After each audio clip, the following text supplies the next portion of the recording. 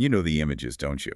The vibrant first family, the young, charismatic president, and that tragic, unforgettable day in Dallas. Absolutely. For so many, he represents the myth of Camelot, kind of a golden era. Right. But beneath those iconic photographs and a legend, there's a life far more complex. A story of fierce ambition, incredible resilience in the face of hidden struggles, profound challenges on the world stage, and a legacy that continues to evolve. It's true, the public persona was meticulously shaped, yeah, but it also genuinely resonated with the times. Understanding John F. Kennedy means delving beyond the myth, seeing the strategic mind and the man grappling with immense pressures, both personal and political. He truly continues to fascinate. And that's precisely our mission today. We're taking a deep dive into the life, career, and presidency of John S. Kennedy, drawing on a wealth of sources to bring you the most important nuggets of knowledge and insight. Yeah, we've got a lot to unpack. Our goal isn't just to tell you what happened, but to, cut through the noise, reveal surprising facts, and help you truly understand the man and his enduring impact. Think of it as a shortcut to being exceptionally well-informed about one of America's most enduring figures. We'll journey from his privileged yet incredibly challenging early life, through his remarkable military service, his strategic ascent in Congress, his pivotal election that forever changed American politics, and the whirlwind of his presidency, right up to his profound and still debated legacy. And what can you expect from this deep dive? Well, we'll uncover the surprising details of his lifelong, hidden health struggles, the intricate dynamics of his powerful political family, and the high-stakes decisions that defined his time in office, both domestically and on the global stage. So why should you care about this journey? Because understanding Kennedy's story illuminates the trajectory of modern American politics, foreign policy, and the very nature of leadership itself, how image, ambition, and personal battles intertwine with historical events. So let's unpack this, starting with where it all began. #, early life and formative years, 1917-1940. John Fitzgerald Kennedy arrived on May 29, 1917 in Brookline, Massachusetts. He was born into a family already deeply woven into the fabric of American political life. Yeah, his parents were Joseph P. Kennedy Sr., a powerful and ambitious businessman and politician, and Rose Kennedy, a socialite and dedicated philanthropist. And this wasn't just a wealthy family. Their roots ran deep, explicitly into Irish-American political history. That's a crucial point for understanding his trajectory. All four of his grandparents were children of Irish immigrants. His paternal grandfather, P.J. Kennedy, was a classic East Boston ward boss and a state legislator. Right, a real old-school political figure. Exactly. And on his mother's side, his namesake, John F. Fitzgerald, or Honey Fitz as he was known, served as a U.S. congressman and two-term mayor of Boston. So, for the Kennedys, political service wasn't just an aspiration. It was practically genetic, part of their very identity and heritage, fostering a unique kind of political ambition from infancy. And it was a huge family, too, which must have created an intensely competitive environment. John was the second of 9 children. 9 kids, imagine that. Right. An older brother, Joseph Jr., and then 7 younger siblings. Rosemary, Kathleen, Eunice, Patricia, Robert, Jean, and Ted. That kind of dynamic certainly shaped him from a very young age. It absolutely did. His father, Joseph P. Kennedy Sr., was a formidable presence. He amassed a private fortune and established trust funds, ensuring lifelong financial independence for his children, a unique advantage that freed them from many typical political constraints. So money wasn't really an issue for their political careers. Not in the same way as for others, but beyond money, Joe Sr. relentlessly encouraged ambition, demanded academic achievement, and emphasized political discussions at the dinner table. This instilled a deep understanding and appreciation for the game of politics from a profoundly early age. This wasn't just theoretical exposure either. Picture this.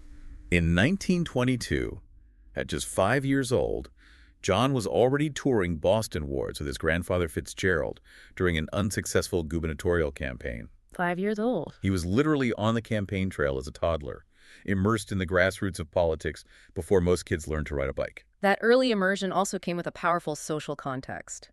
In September 1927, the family left Boston and relocated to Riverdale, New York City. Now, while an outbreak of polio in Massachusetts and Joe Sr.'s business interests were cited, there was more to it. Yeah. Robert Kennedy later revealed in Look magazine that his father primarily left Boston because of the pervasive "no Irish need apply" signs.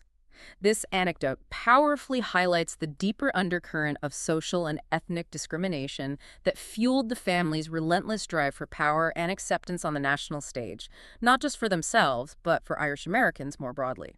Their affluence, despite those societal hurdles, was truly remarkable, though. Summers and early autumns were spent at their iconic compound in Hyannisport, Massachusetts, filled with sailing and other outdoor activities. The famous Kennedy compound. Right? Exactly. Christmas and Easter holidays found them at their winter retreat in Palm Beach, Florida.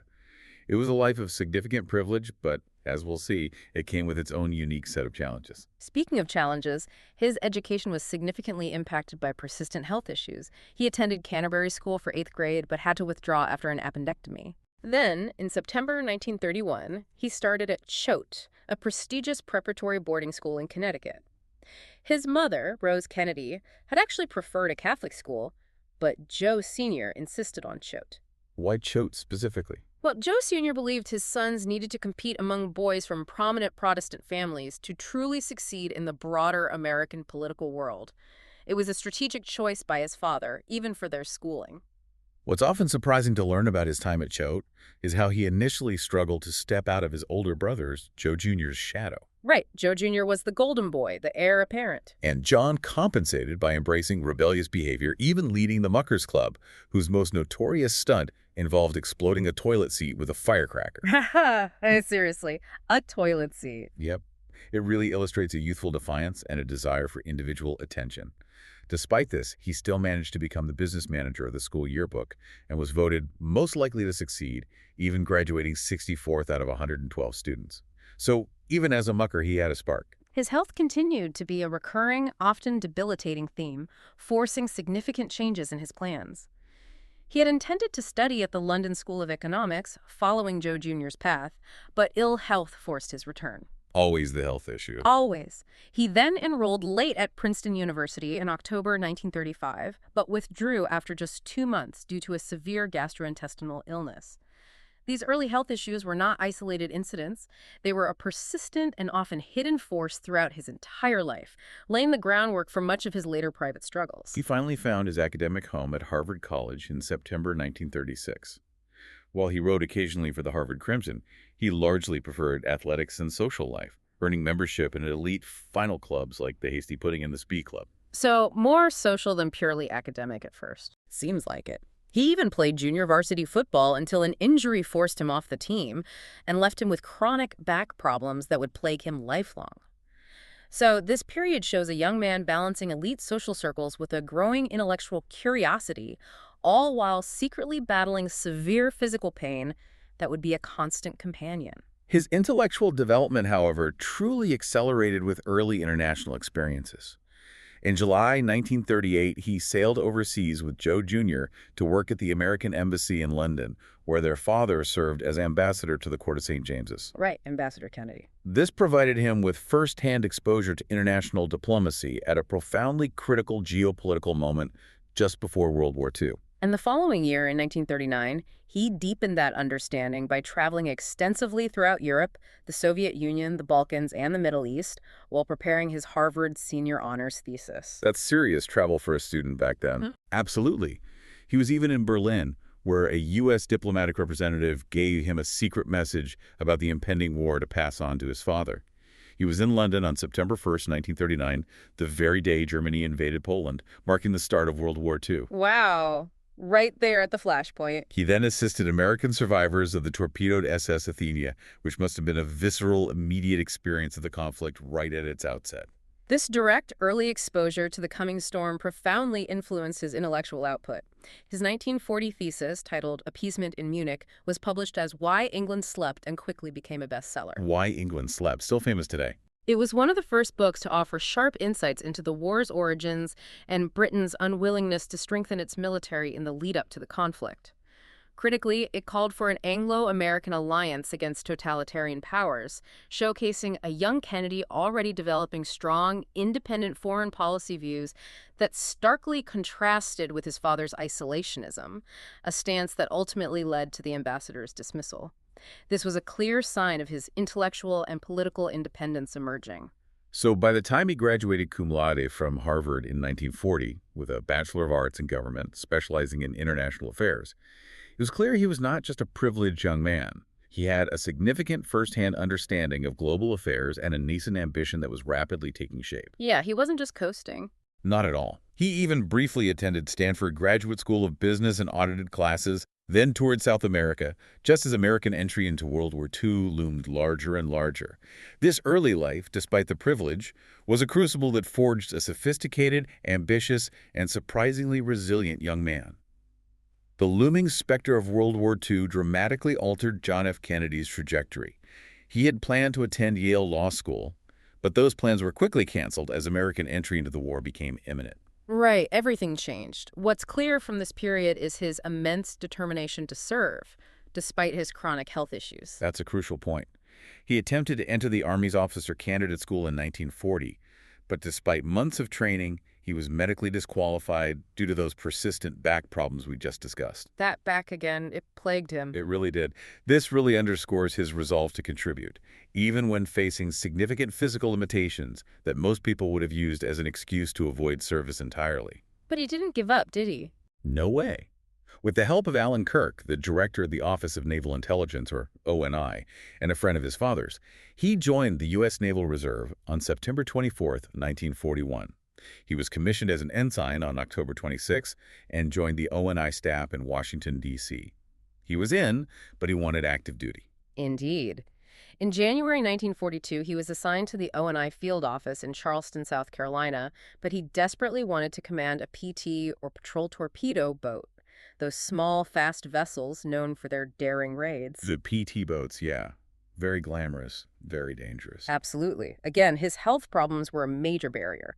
His father, Joseph P. Kennedy Sr., intervened directly, providing misleading medical records and leveraging his influence to convince PT officers that John's presence would bring valuable publicity to the fleet. Wow, so Joe Sr. really pushed him through. This clearly demonstrates the pervasive and strategic influence of his family in shaping his opportunities, even at critical junctures. After completing 6 months of training, he took command of PT 101 from December 1942 to February 1943. He was unhappy with his assignment in the Panama Canal, feeling it was too far from the actual fighting, so he appealed to Senator David Walsh of Massachusetts, who arranged for his reassignment to the South Pacific. He truly wanted to be in the thick of it, not sidelined. And he got his wish. In April 1943, he was assigned to Motor Torpedo Squadron TWO and took command of PT 109 on April 24, based on Talaji Island in the Solomons. PT 109, here we go. This assignment, as it turned out, would become the defining, most enduring moment of his wartime service and a foundational piece of his public identity. So on the moonless night of August 1-2, during the New Georgia campaign, PT 109 and other PT boats were ordered to intercept Japanese destroyers. Around 2 a.m., Kennedy spotted a Japanese destroyer, the Yamagiri, heading their way. Pitch black, middle of the night. He tried to turn to attack, but it was too late. PT 109 was suddenly rammed and cut in half, killing 2 crew members instantly. This chaotic and sudden event thrust him into an unimaginable life-or-death situation, miles from any friendly forces. What followed was an extraordinary act of heroism. Despite re-injuring his already problematic back in the collision, Kennedy, refusing to surrender, towed a badly burned crewman, Patrick McMahon, to Plum Pudding Island, some 3.5 miles away. 3.5 miles, towing someone. Using a life jacket strap clenched between his teeth. This was not just leadership, it was raw physical courage under extreme duress, demonstrating a personal resilience that deeply impressed his men. Their survival story is truly cinematic. The remaining crew swam to the island, but that wasn't enough. Kennedy and Ensign George Ross then made desperate forays through the Coral Islands, seeking help. For days, right. 7 days after the collision, Kennedy carved his location on a coconut shell and entrusted it to an English-speaking native in a canoe, which ultimately led to their rescue. It's an almost unbelievable tale of ingenuity and perseverance. And it did become cinematic. Almost immediately, the PT-109 rescue became a highly publicized event. It was chronicled by John Hersey in The New Yorker in 1944 and later adapted into a successful film. That article was huge. Huge. This incident served as a powerful, almost mythological foundation for his political appeal as a war hero, something he would leverage for decades.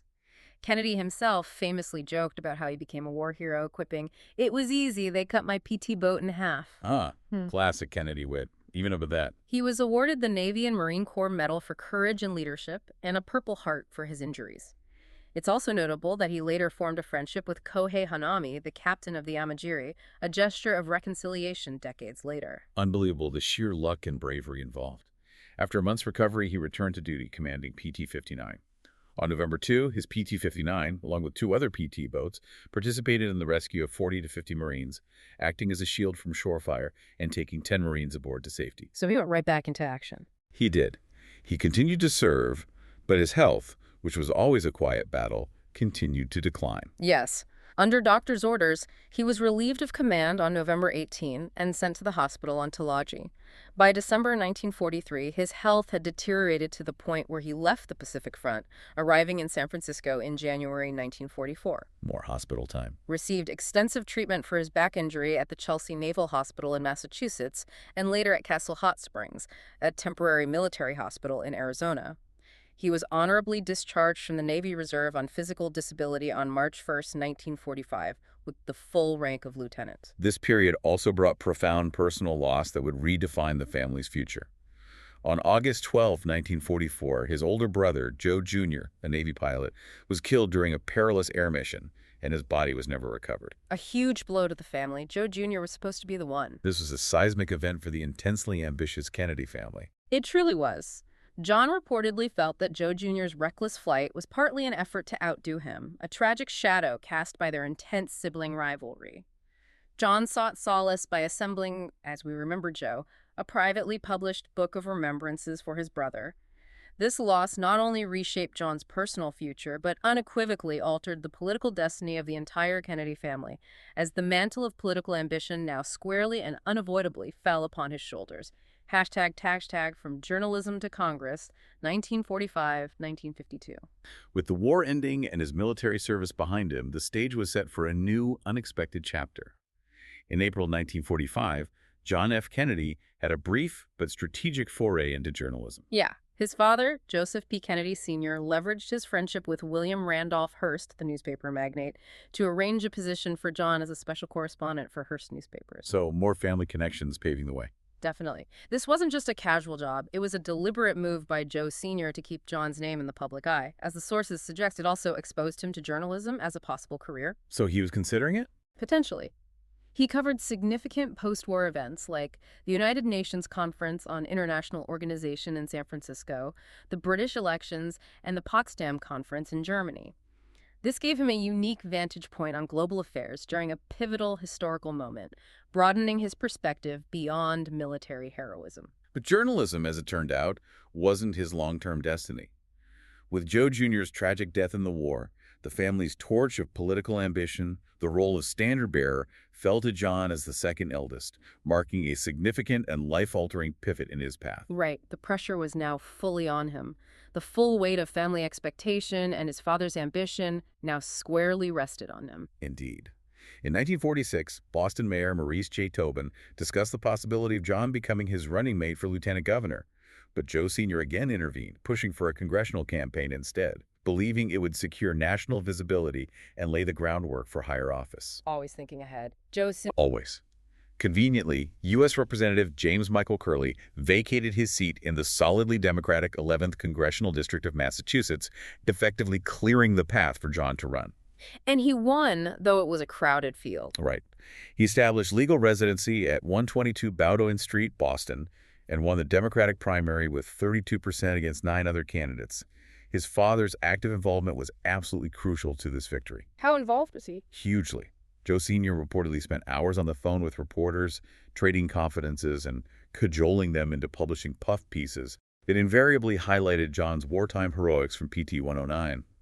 He also oversaw professional advertising, monopolized subway ad space, and mass-mailed John Hersey's widely read PT 109 article. Wow, the full court press. Kennedy went on to defeat his Republican opponent in the general election with a commanding 73% of the vote. However, his early years as a congressman weren't entirely stellar in terms of legislative grunt work. He had a reputation for taking little interest in office management or constituent concerns, maintaining one of the highest absenteeism rates in the House. Though again, a lot of that was illness. True, much was genuinely attributed to his ongoing hidden health issues. George Smathers, a political friend, observed that Kennedy was more interested in being a writer and suffered from extreme shyness. He found most of his fellow congressmen boring, preoccupied as they all seemed to be with their narrow political concerns, and was often exasperated by arcane House rules. So maybe not loving the day-to-day grind of the House. This period really suggests he was still finding his political footing and identity, perhaps not fully embracing the day-to-day legislative role, seeing it more as a stepping stone to something grander. So what was he focusing on during this period? He served on the influential Education and Labor Committee and the Veterans Affairs Committee. In terms of policy, he concentrated on international affairs, supporting the Truman Doctrine as an appropriate response to the emerging Cold War. But he wasn't afraid to criticize his own party. Not at all. He also publicly denounced President Truman and the State Department in a January 1949 speech, claiming they'd contributed to the loss of China, stating, "What our young men had saved in World War II, our diplomats and our president have frittered away." Pretty bold stuff for a young congressman. Domestically, he supported public housing and opposed the Labor Management Relations Act of 1947, better known as Taft-Hartley, which significantly restricted union power. He also supported the Internal Security Act of 1950, which required communists to register with the government.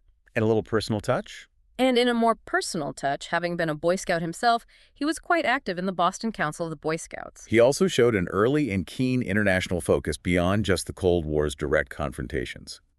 In November 1947, he delivered a speech supporting a $227 million aid package to Italy. Framing it as anti-communist. Exactly, framing it not just as economic help, but as a crucial defense against a communist minority and an initial battleground in the communist drive to capture Western Europe. Furthermore, he advocated for non-military resistance techniques in the Middle East and Asia to counter Soviet efforts, explicitly wanting to avoid suspicions of neo-imperialism. He emphasized standing for something appealing to these emerging nations, laying the groundwork for his later soft power initiatives. This all points to a larger ambition. It's clear he had higher office in mind even then. Almost every weekend that Congress was in session, he flew back to Massachusetts to give speeches to various groups, Building that network. meticulously maintaining an index card file on individuals who might be helpful in a future statewide campaign. He explicitly chose the Senate over running for governorship, believing the latter involved sitting in an office handing out sewer contracts.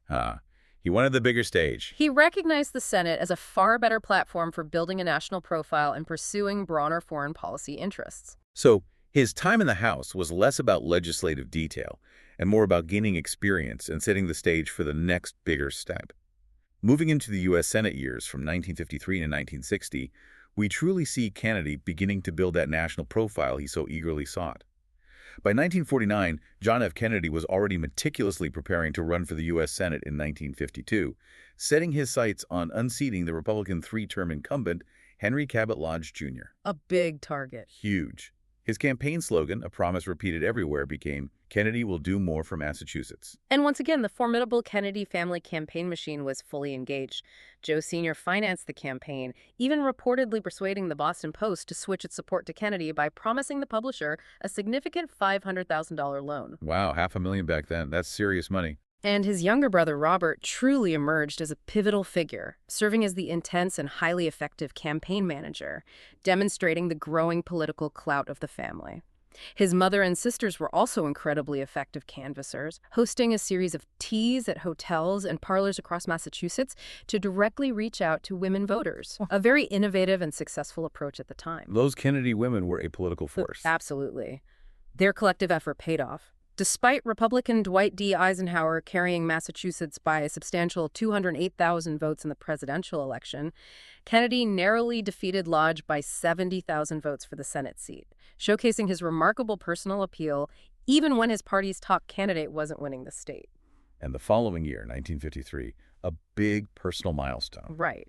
He married Jacqueline Bouvier, forming what would quickly become a highly visible and exceptionally influential political couple, instantly capturing the nation's imagination. His health, however, continued to be a significant personal challenge, often hidden from public view.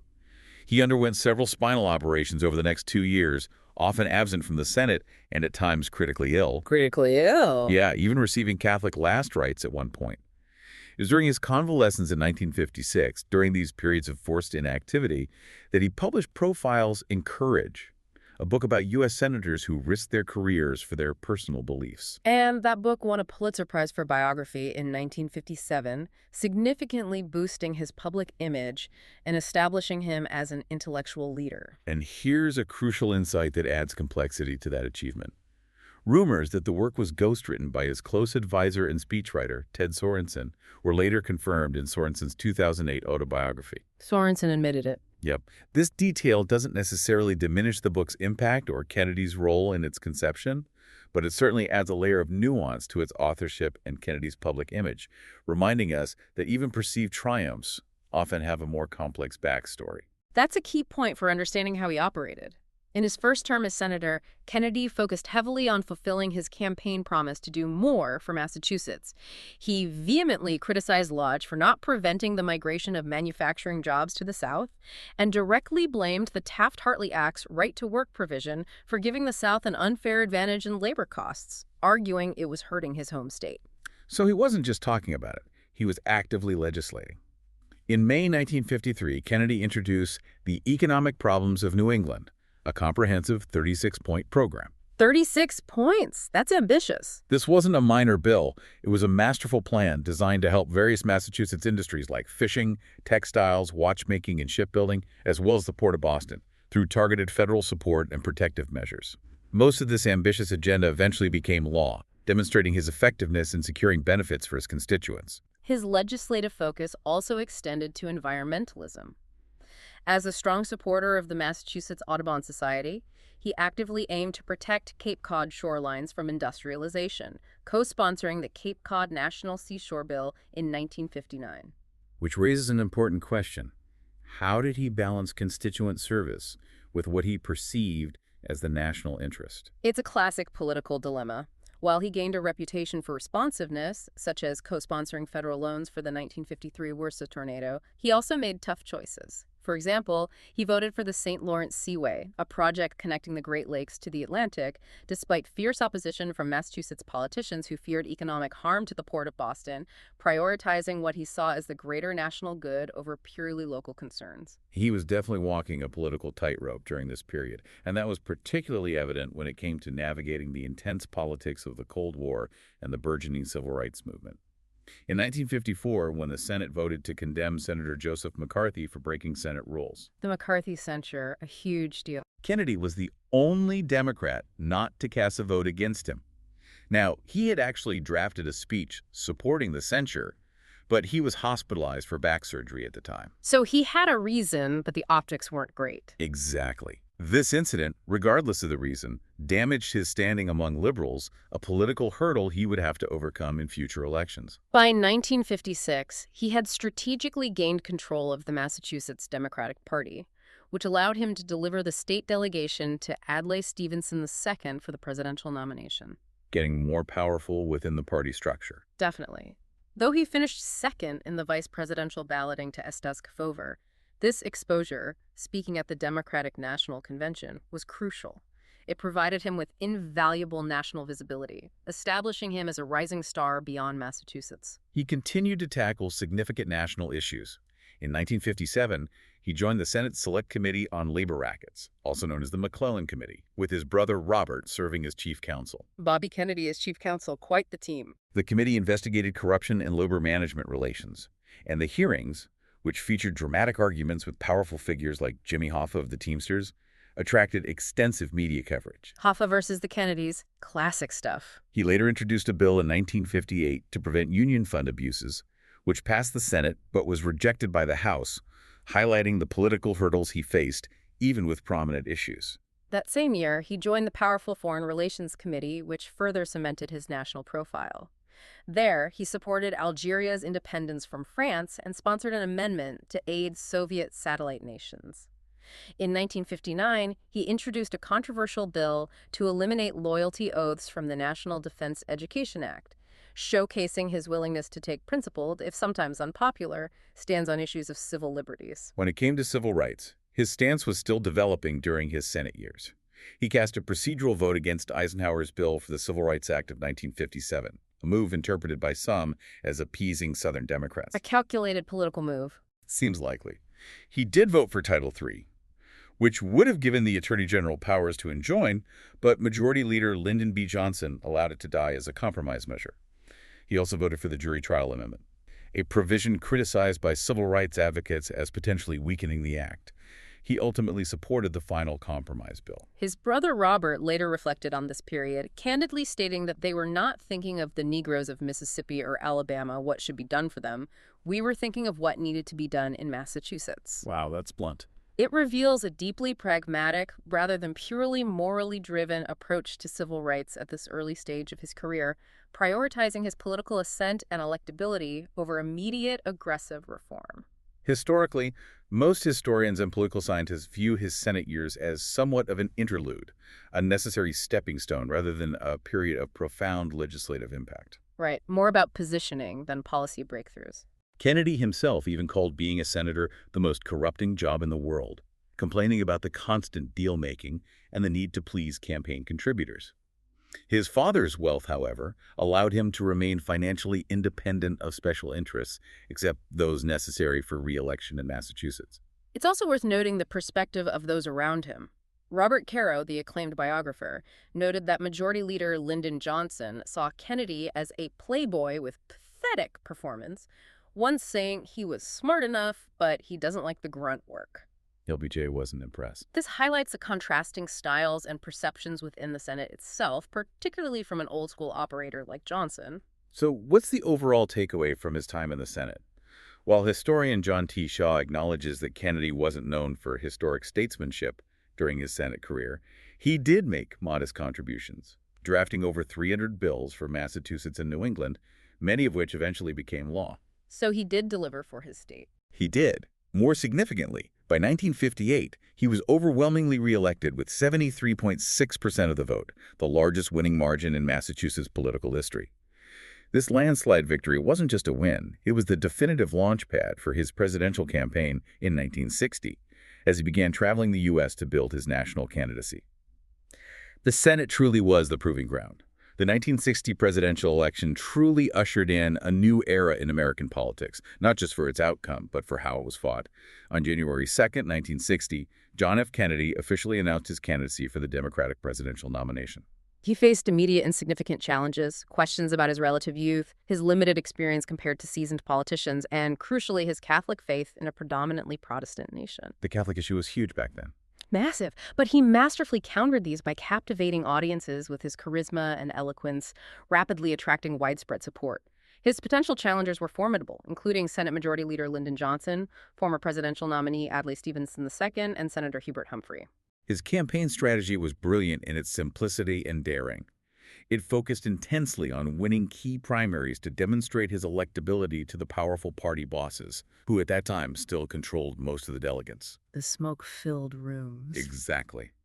And more importantly, to definitively prove to his detractors that a Catholic could win popular support nationwide.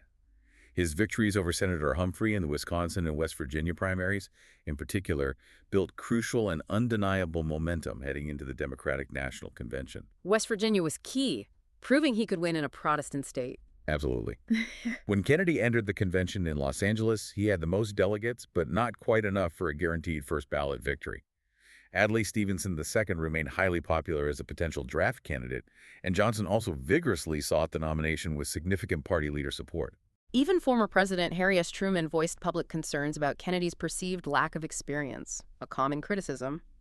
However, Kennedy's meticulously organized and highly disciplined campaign successfully earned enough delegates to secure the presidential nomination on the first ballot.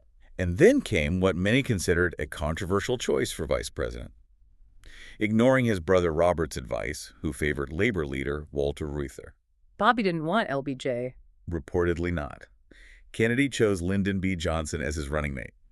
This was a purely strategic move aimed squarely at securing support from the crucial southern states, a region where Kennedy knew his Catholicism and liberal leanings would face an uphill battle.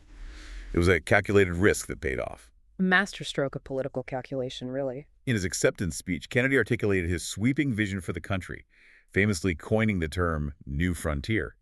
He declared, "For the problems are not all solved and the battles are not all won, and we stand today on the edge of a new frontier." But the new frontier of which I speak is not a set of promises. It is a set of challenges. It sums up not what I intend to offer the American people, but what I intend to ask of them. Powerful stuff. This framing powerfully emphasized national service, ambition, and sacrifice, a distinct and inspiring departure from previous campaign rhetoric. At the start of the general election, the Republican nominee, incumbent Vice President Richard Nixon, actually held a 6-point lead in the polls. Nixon was the favorite initially. Yeah. Major issues dominating the campaign included economic stagnation at home, the lingering concerns about Kennedy's Catholicism, the recent Cuban Revolution and Fidel Castro, and growing fears about Soviet superiority in space and missile technology. Kennedy had his work cut out for him. The Catholic question was indeed a significant, potentially insurmountable hurdle. To counter pervasive fears that his faith would improperly influence his decision-making as president, Kennedy delivered a landmark speech to the Greater Houston Ministerial Association on September 12th. A really crucial moment. He powerfully stated, "I am not the Catholic candidate for president. I am the Democratic Party candidate for president who also happens to be a Catholic. I do not speak for my church on public matters, and the church does not speak for me." He pledged unequivocally to uphold the separation of church and state and not allow Catholic officials to dictate public policy. This crucial statement successfully assuaged many Protestant voters and truly was a turning point in neutralizing the religious issue. But perhaps the single biggest game changer of the entire campaign was the series of televised debates. Oh yeah, the debates. The Kennedy and Nixon campaigns agreed to a series of 4 televised debates, which became a watershed moment in American political history, marking the definitive point when television began to play a truly dominant, almost decisive role in elections. The first debate, on September 26, was viewed by an estimated 70 million Americans, a staggering 2/3 of the electorate. Unprecedented viewership. Kennedy meticulously prepared for the visual medium. He met with the producer to discuss set design and camera placement, wore a blue suit to reduce glare, and appeared relaxed, tan, and strikingly telegenic as he looked directly into the camera. Nixon, by contrast, had recently been released from the hospital with a knee injury, was visibly pale, and did not take advantage of such preparation. He wore a light-colored suit that blended with the gray background, perspired under the harsh studio lights, and often looked at reporters rather than directly into the camera. The visual contrast was stark. He looked terrible, frankly. He really did, and the impact was immediate and profound. While some small, poorly methodologized polls of radio listeners reportedly thought Nixon won, it is widely claimed that television viewers overwhelmingly perceived Kennedy as the winner. Yeah, the visual made all the difference. Pollster Elmo Roper later concluded that the debates significantly boosted voter interest and turnout, giving Kennedy an estimated 2 million additional votes, largely due to his commanding performance in that pivotal first debate. It was a masterclass in using the new medium for ever-changing presidential campaigns. Kennedy's campaign gained significant momentum after that first debate, and he pulled ahead in most polls. On Election Day, Kennedy defeated Nixon in one of the closest presidential elections of the 20th century. Incredibly close. In the national popular vote, he led Nixon by a mere 0.2%, 49.7% to 49.5%. In the Electoral College, he secured 303 votes to Nixon's 219, with 269 needed to win. What's an interesting detail here is that even then there was dissent within the Democratic ranks. 14 electors from Mississippi and Alabama, disillusioned by Kennedy's perceived civil rights stance, refused to support him, casting their votes for Senator Harry F. Byrd of Virginia. The faithless electors. As did an elector from Oklahoma. Ultimately, at 43 years old, John F. Kennedy became the youngest person ever elected to the presidency, though Theodore Roosevelt was younger when he succeeded to the presidency after McKinley's assassination in 1901. So a narrow victory, but a momentous one, ushering in a new generation of leadership and a new era in American politics. John F. Kennedy was sworn in as the 35th president at noon on January 20th, 1961. His inaugural address delivered one of his most famous lines, a powerful call to action that still resonates today. Ask not what your country can do for you, ask what you can do for your country.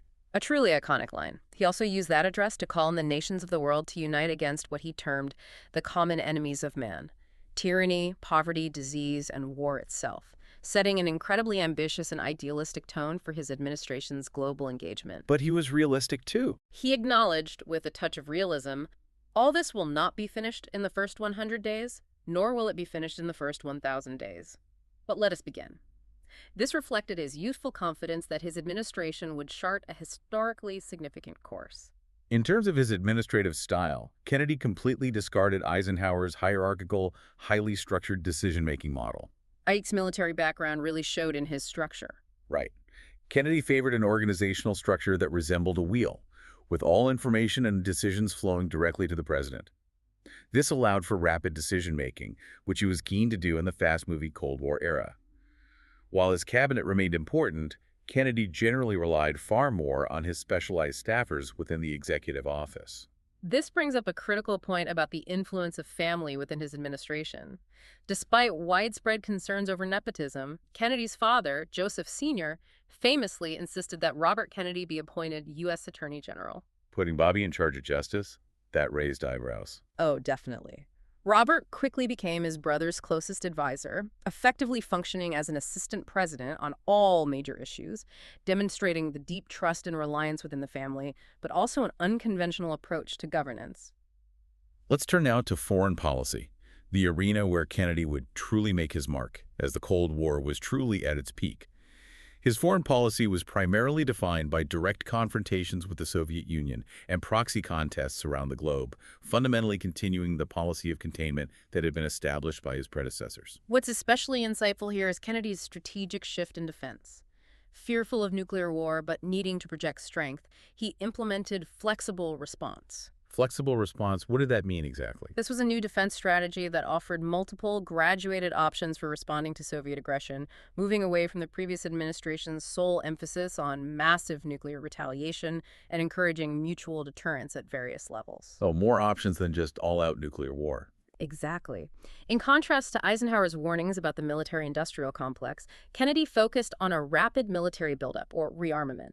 From 1961 to 1964, for instance, the number of nuclear weapons increased by a staggering 50%, as did the number of B-52 bombers. Wow, a huge buildup. The tensions were escalating quickly, especially when, in January 1961, Soviet Premier Nikita Khrushchev declared his support for wars of national liberation, which Kennedy interpreted as a direct threat to the free world and a challenge to global stability. Beyond the direct U.S.-Soviet confrontation, Kennedy also keenly focused on decolonization and global outreach, particularly to the developing world. Between 1960 and 1963, 24 countries gained independence, reshaping the global map. A massive shift in the world order. Kennedy actively sought to influence these third world leaders, expanding economic aid and appointing knowledgeable ambassadors, recognizing that winning hearts and minds was crucial in the ideological battle. His administration established the Food for Peace program, which became a central element of U.S. foreign policy, helping many developing countries to build their economies and eventually become commercial import customers, not just aid recipients. So, aid, but also building future markets. Smart long-term thinking. He also considered the Congo crisis a top foreign policy issue, supporting a UN operation that successfully prevented the mineral-rich Katanga province's secession, directly responding to Soviet attempts to underwrite the struggle. He even signed a UN bond issue bill to help finance these crucial peacekeeping operations. A truly innovative approach to diplomacy during this time, and one of his signature achievements was the establishment of the Peace Corps. Ah, yes, the Peace Corps, still going strong. In one of his first presidential acts, Kennedy signed Executive Order 10924 on March 1, 1961, officially creating the Peace Corps and naming his brother-in-law, Sergeant Shriver, as its first director. This was a brilliant move, a masterstroke of soft power. The mission was for American volunteers to offer assistance to developing countries in crucial fields such as education, farming, healthcare, and construction. Kennedy firmly believed that countries receiving Peace Corps volunteers would be less susceptible to communist revolution, thereby subtly countering Soviet influence through humanitarian goodwill rather than military might. So fighting communism with idealism and help. Precisely. Tanganyika, now part of Tanzania and Ghana, were the first participants. The organization grew rapidly to 5,000 members by March 1963 and 10,000 by 1964. Since 1961, over 200,000 Americans have joined the Peace Corps, serving in 139 countries, a testament to its enduring legacy and impact. Next, we arrive at the Vienna Summit and the Berlin Wall crisis, a period of immense tension. Kennedy anxiously anticipated a summit with Nikita Khrushchev, But proceedings got off to a problematic start when Kennedy reacted aggressively to a routine Khrushchev speech in early 1961, which he interpreted as a personal challenge. So tensions were high even before they met. Yeah. At the Vienna summit on June 4, 1961, Kennedy met with Khrushchev and left angry and profoundly disappointed, feeling bullied and underestimated despite prior warnings from his advisors about Khrushchev's aggressive style. Khrushchev apparently thought he could push Kennedy around. That was the feeling. Khrushchev, for his part, was reportedly impressed with Kennedy's intelligence, but still thought him young and weak. Kennedy did, however, make it unequivocally clear that any Soviet treaty interfering with U.S. access rights in West Berlin would be regarded as an act of war, drawing a firm line. Shortly after Kennedy returned home, the Soviet Union announced its plan to sign a treaty with East Berlin, abrogating third-party occupation rights. This was a direct challenge, and Kennedy believed nuclear war had a chilling 1 in 5 chance of occurring. 1 in 5. That's terrifying. In the weeks after the summit, over 20,000 people fled East Berlin, seeking freedom, prompting Dean Acheson to recommend a significant military buildup. Kennedy's July 1961 speech announced a $3.25 billion defense budget increase and 200,000 additional troops, stating that an attack on West Berlin was an attack on the U.S. His approval rating for this decisive stance soared to 85%. A month later, as the crisis reached its peak, East Germany blocked passage to West Berlin and swiftly erected barbed wire fences, quickly upgrading them to the formidable Berlin Wall. The wall goes up, a defining moment. Kennedy, recognizing the gravity of the situation and unwilling to risk nuclear war over the immediate access, acquiesced, famously viewing it as not a very nice solution, but a wall is a hell of a lot better than a war. A pragmatic, if harsh, assessment. Vice President Johnson was immediately sent to West Berlin to reaffirm unwavering U.S. commitment to the beleaguered city. Tensions continued to escalate, with both the U.S. and Soviet Union ending their nuclear weapons testing moratorium, and a brief but intense standoff between U.S. and Soviet tanks at Checkpoint Charlie in October was eventually defused via a secret back channel to Soviet spy Georgy Bolshakov, highlighting the covert diplomacy at play. This brings us to one of the most humiliating failures of his early presidency, the Bay of Pigs invasion. The Bay of Pigs. A disaster. The Eisenhower administration had initiated a plan to overthrow Fidel Castro through an invasion by U.S.-trained anti-Castro Cuban exiles led by CIA paramilitary officers. Kennedy inherited the plan. Right. Kennedy, having campaigned on a hardline stance against Castro, enthusiastically adopted the plan in April 1961, despite the inherent risks of inflaming tensions with the Soviet Union and the dubious nature of its intelligence.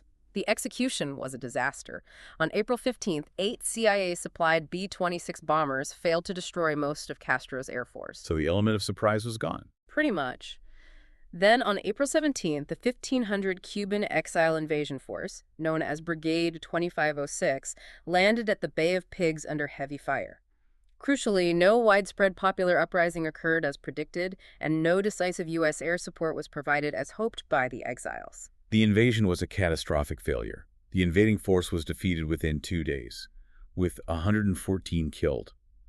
Kennedy was then forced to negotiate for the release of 1,189 survivors. Exchange for food and medicine, right? Yeah, exchanged for $53 million in food and medicine after 20 months.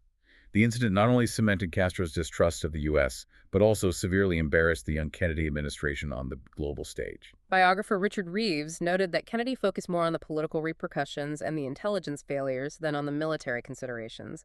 However, Kennedy publicly took responsibility for the failure, famously saying, "We got a big kick in the leg and we deserved it, but maybe we'll learn something from it."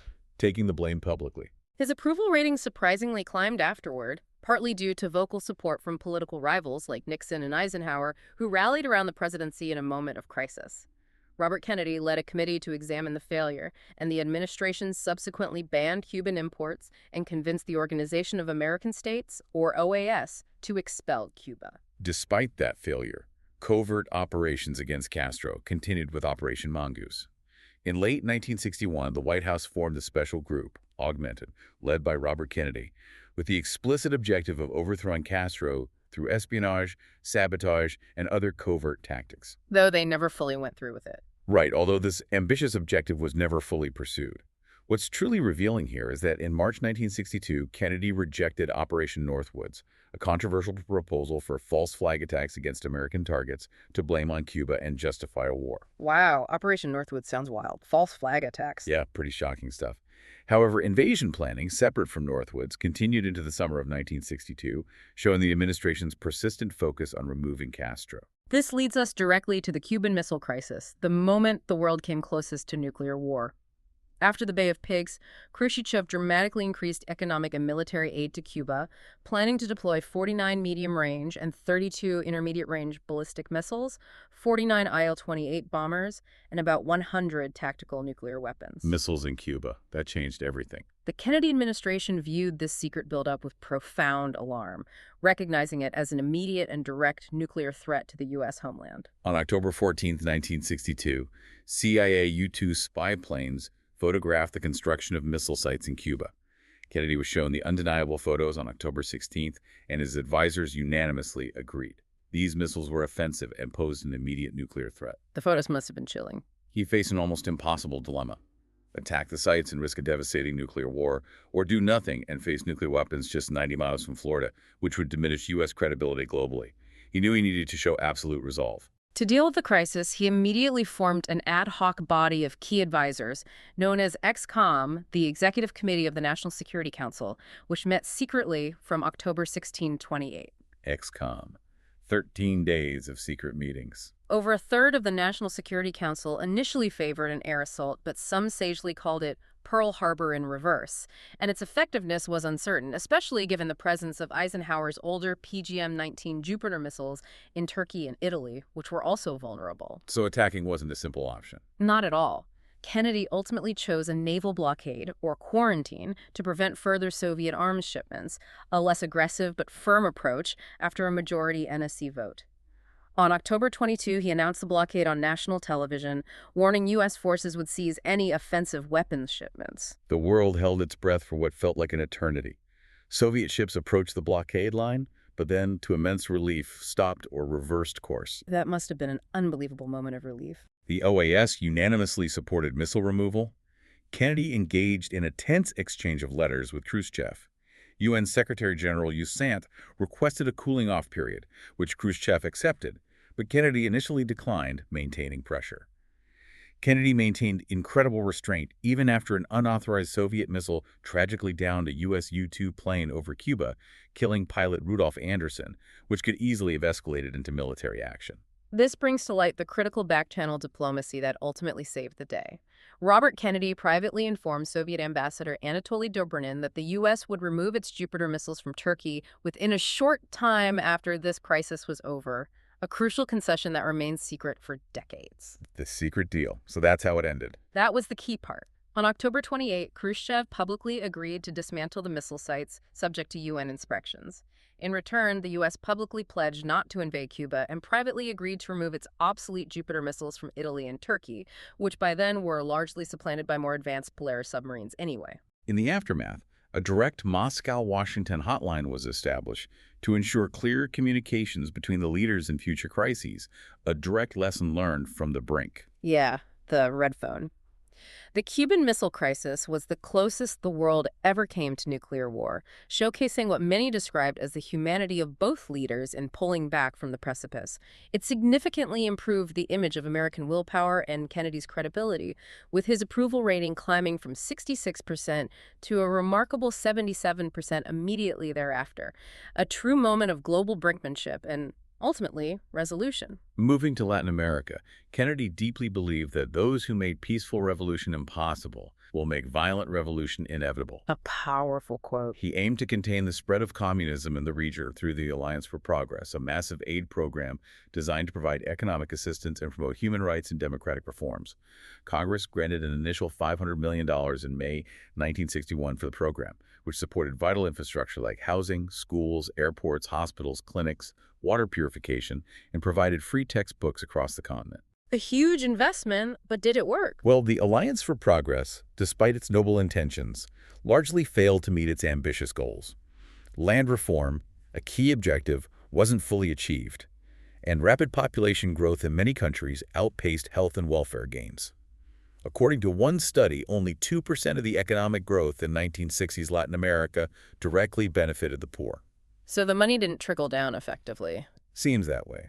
Later U.S. presidents were less supportive, and the program was ultimately disbanded by the OAS in 1973. It's also worth noting a darker side. The Eisenhower administration had initiated CIA plans to assassinate Castro and Rafael Trujillo, the dictator of the Dominican Republic. Assassination plots. Wow. Kennedy privately insisted on plausible deniability while publicly opposing such actions. After Trujillo's assassination in June 1961, Robert Kennedy criticized Undersecretary of State Chester Bowles as a gutless bastard for a cautious U.S. reaction, indicating internal administration tensions and a more aggressive posture from the Kennedy brothers on foreign policy. In Southeast Asia, Laos and Vietnam presented a complex and growing challenge, a region that would dominate the next decade of American foreign policy. After the election, Eisenhower had emphasized Laos as the cork in the bottle against communist spread in the region. Ike saw Laos as the key. In March 1961, Kennedy shifted policy from supporting a free Laos to a neutral one, privately deeming Vietnam America's more critical tripwire.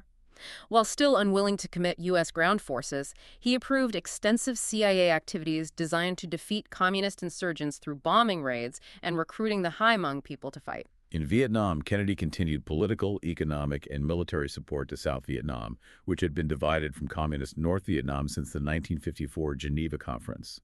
In 1961, he significantly escalated American involvement. More advisors, right? Dramatically. By financing the South Vietnamese army, increasing U.S. military advisors from Eisenhower's 916,000 by November 1963, and authorizing U.S. helicopter units. He formally authorized escalated involvement with NSM, or National Security Action Memorandum No. 111, titled Subversive Insurgency, War of Liberation, on January 18, 1962, and Operation Ranch Hand, using Agent Orange, began to combat guerrillas. Agent Orange, that had devastating consequences later. Absolutely. Vietnam, however, remained a secondary issue until 1963, overshadowed by crises in Berlin and Cuba. Yet in a significant September 2, 1963 interview with Walter Cronkite, Kennedy declared, "In the final analysis, it is their war. They are the ones who have to win it or lose it." But he also said withdrawal would be a mistake. Exactly. We can help them, we can give them equipment, we can send our men out there as advisors, but they have to win it against the communists. But I don't agree with those who say we should withdraw. That would be a great mistake. He also said, Europe is quite secure. We also have to participate, we may not like it, in the defense of Asia. This was a strong public commitment, but also a recognition of the limitations of American power and the need for the South Vietnamese to fight their own war. Kennedy grew increasingly disillusioned with South Vietnamese President Ngo Dinh Diem, whose violent crackdown on Buddhists sparked widespread opposition and made his regime seem illegitimate. The images of monks setting themselves on fire were shocking. Horrifying. In August 1963, U.S. Ambassador Henry Cabot Lodge Jr. reported that South Vietnamese generals sought U.S. approval for a coup. The administration was deeply divided on how to proceed, but a State Department cable ultimately ordered Lodge to pressure Diem to remove his brother Ngo the New, a key military authority, or face potential U.S. withdrawal of support. So the U.S. gave the green light, essentially. Kennedy instructed Lodge to offer covert assistance to a coup, explicitly excluding assassination. On November 1, 1963, senior military officers executed the coup, leading to the arrests and assassinations of Diem and New on November 2, a tragic and highly controversial event with long-lasting repercussions. By November 1963, 16,000 American military personnel were in South Vietnam, and over 100 Americans had already been killed. No final definitive policy decision was made on Vietnam by Kennedy. Right. Historians continued to debate whether Kennedy would have escalated U.S. involvement further had he lived. Secretary of Defense McNamara claimed in the 2003 documentary The Fog of War that Kennedy considered withdrawing after the 1964 election. But others disagree. While Tit Sorensen's 2008 memoir suggested Kennedy was undecided, grappling with the complexities, NSM 263, signed on October 11, 1963, even ordered the withdrawal of 1,000 military personnel by year-end, based on a McNamara-Taylor mission report, which indicated training progress. However, it also approved continued support and recognized a potential need for personnel beyond 1965 if the insurgency persisted. So the picture remains incredibly complex and open to historical interpretation. Shifting back to Europe, Kennedy delivered his powerful Ich bin ein Berliner speech in West Berlin, a remarkable moment of Cold War rhetoric. Oh, that's maybe his most famous speech, internationally at least. In 1963, West Germany was particularly vulnerable due to Soviet aggression, and French President Charles de Gaulle was actively aiming to create a Franco-West German counterweight to American and Soviet influence, a move Kennedy perceived as potentially directed against NATO unity. To powerfully reinforce the U.S. alliance and bolster West German morale, Kennedy visited West Germany and West Berlin in June 1963. On June 26, he delivered a public speech at the City Hall to hundreds of thousands of enthusiastic Berliners. The crowds were massive. He reiterated unwavering American commitment and sharply criticized communism, using the Berlin Wall as a stark, tangible example of communism's failures. Freedom has many difficulties, and democracy is not perfect, but we've never had to put a wall up to keep our people in to prevent them from leaving us. The speech culminated in the iconic, defiant phrase, "Ich bin ein Berliner." I am a Berliner, a powerful declaration of solidarity that resonated globally. It's hard to overstate how effectively he used rhetoric to bolster morale and strengthen alliances during such a tense period. His Middle East policy also marked a significant, though less discussed, shift. He ended the arms embargo on Israel enforced by previous administrations, A big change in U.S. policy towards Israel. initiating increased security ties and becoming, effectively, the founder of the modern U.S.-Israeli military alliance. He was the first to introduce the concept of a special relationship between the two nations, describing Israel's protection as a moral and national commitment. In 1962, his administration sold Israel the Hawk anti-aircraft missile system. But historians debate his motives. Yeah, they debate whether his motives were primarily to secure Jewish American voter support or based on a genuine personal admiration for Israel's democratic ideals in the region. In Iraq, a complex situation was developing with Abd al-Karim Qasim's government. In December 1961, Qasim's government passed Public Law 80, which effectively expropriated 99.5% of the Iraq Petroleum Company's concessionary holdings that were partially American-controlled. This sparked concern. Oil politics, always complicated. British and U.S. officials pressured Kennedy. In April 1962, the State Department issued new guidelines to increase American influence in Iraq, and Kennedy instructed the CIA, under Archibald Bullock Roosevelt Jr., to prepare for a military coup against Qasim. So the CIA was planning a coup. They were preparing for one. The anti-imperialist and anti-communist Iraqi Ba'ath Party did indeed overthrow and execute Qasim in a violent coup on February 8, 1963. While persistent rumors have suggested CIA orchestration, declassified documents and former CIA officers' testimony indicate no direct American involvement. But the U.S. was happy with the results. However, the Kennedy administration was clearly pleased with the outcome and swiftly approved a $55 million arms deal for Iraq, demonstrating their strategic interest in the new regime. So, while not directly involved, they certainly benefited from the change of power. Kennedy's visit to Ireland from June 26, 1963, just months before his death, was a deeply personal homecoming for him. The Ireland trip, yeah. Huge crowds, very emotional. During his 4-day historic trip to his ancestral home, he accepted a grant of armorial bearings, received honorary degrees from the National University of Ireland and Trinity College Dublin, and attended a state dinner. He was also conferred with the freedom of several towns and cities, a truly grand reception. For many, the highlight was his visit to the Dunganstown cottage in County Wexford, where his ancestors had lived before emigrating to America, allowing him to connect directly with his family's heritage. You see the pictures? It clearly meant a lot to him. He was also the first foreign leader to address the Houses of the Oireachtas, the Irish Parliament, a significant diplomatic gesture. Kennedy later confided to aides that the trip was the best 4 days of his life, underscoring its profound personal importance to him, a rare moment of pure joy amidst the intense pressures of the presidency. Then, on June 10, 1963, Kennedy delivered a commencement address at American University, a speech widely considered a high point of his rhetorical powers and a major turning point in Cold War diplomacy. The Strategy of Peace speech. Very important. Known as a strategy of peace, the speech not only outlined a plan to curb nuclear arms, but also, more broadly, laid out a hopeful yet realistic route for world peace at a time when the U.S. and Soviet Union faced the potential for an escalating nuclear arms race. In a critical gesture of de-escalation, he announced that the Soviets desired a nuclear test ban treaty and that the U.S. had already postponed planned atmospheric tests, signaling a crucial thawing in Cold War rhetoric and a genuine desire for collaboration. This directly led to a significant step towards disarmament, the Nuclear Test Ban Treaty. Troubled by the growing dangers of radioactive contamination and nuclear proliferation, Kennedy and Khrushchev agreed to negotiate such a treaty, an idea originally conceived during Adlai Stevenson's 1956 presidential campaign. An informal understanding against nuclear testing reached at the Vienna summit in June 1961 was unfortunately broken when the Soviet Union abruptly resumed testing in September, followed by the U.S. 5 days later. So the moratorium didn't hold? No. However, new U.S. satellites revealed that the Soviets were actually substantially behind in the arms race, a crucial piece of intelligence. Yet, the U.S.'s greater nuclear strength was strategically meaningless as long as the Soviets perceived parity. In July 1963, Kennedy sent veteran diplomat W. Averell Harriman to Moscow to negotiate.